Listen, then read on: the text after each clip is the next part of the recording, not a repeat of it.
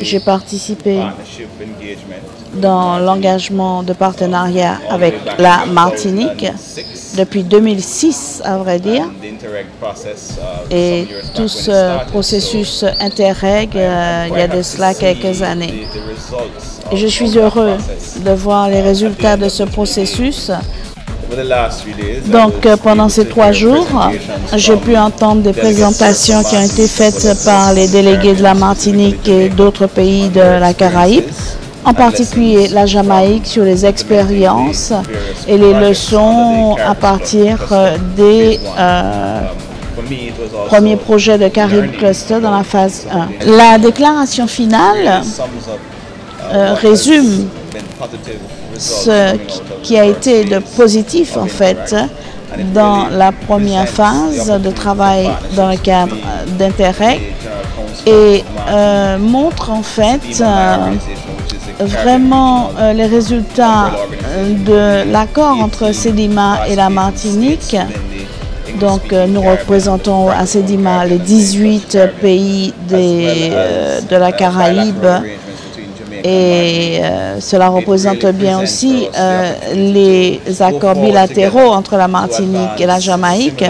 Et ça montre vraiment comment nous allons pouvoir avancer sur des intérêts communs pour le bien commun de notre population dans la Caraïbe.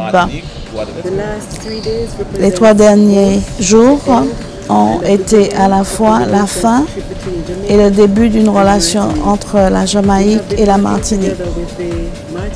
Nous travaillons avec le Conseil général de la Martinique depuis décembre 2012, lorsque nous avons signé un accord cadre de partenariat qui a 5 domaines de coopération.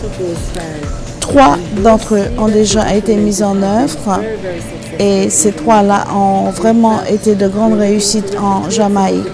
En fait, on voudrait même faire des répliques de ces résultats.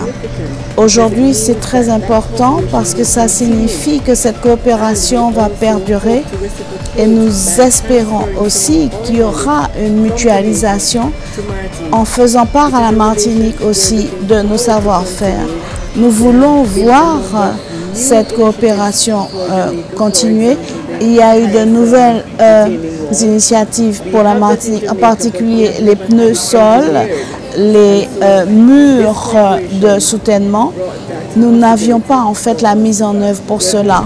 Alors je voudrais d'abord féliciter et remercier la présidente du Conseil général pour son initiative. Je crois que le préfet l'a très bien fait lors de la cérémonie d'ouverture et donc je paraphraserai ses propos bien évidemment.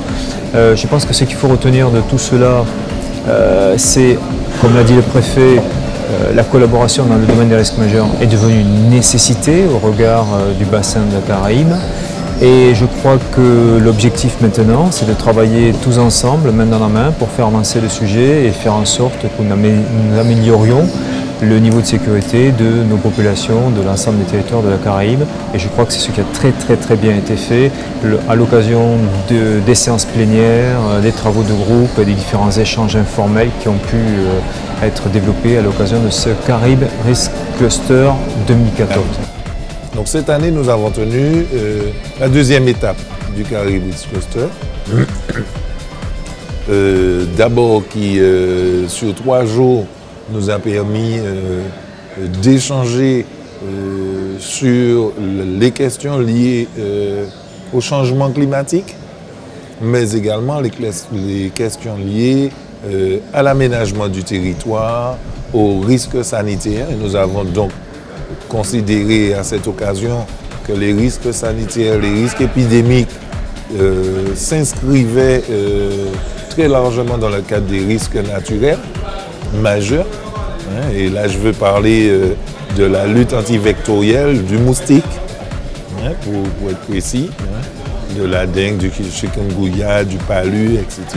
De toutes ces questions sanitaires qui touchent nos populations caribéennes. Mais il n'y a pas eu seulement que cela, puisque nous avons travaillé sur des échanges collaboratifs, sur l'accompagnement communautaire des populations, comment construire la résilience avec les populations sur chacun des territoires. Le Caraïbes Risk Cluster, c'est un projet porté par le Conseil général dans le cadre du programme européen Interreg c'est la communauté caribéenne de tous les acteurs qui travaillent sur les risques naturels dans la Caraïbe. Par acteurs, il faut entendre institutions, associations, centres de recherche et entreprises. Qui a commencé il y a 4 ans, si je ne m'abuse, avec une présentation du projet, puis un séminaire il y a 2 ans et demi qui présentait des savoir-faire du Conseil général, des savoir-faire maîtrisés en Martinique et qui permettait d'échanger aussi avec des partenaires potentiels dans la Caraïbe. 2 ans et demi, 3 ans après, on fait le bilan des actions réalisées.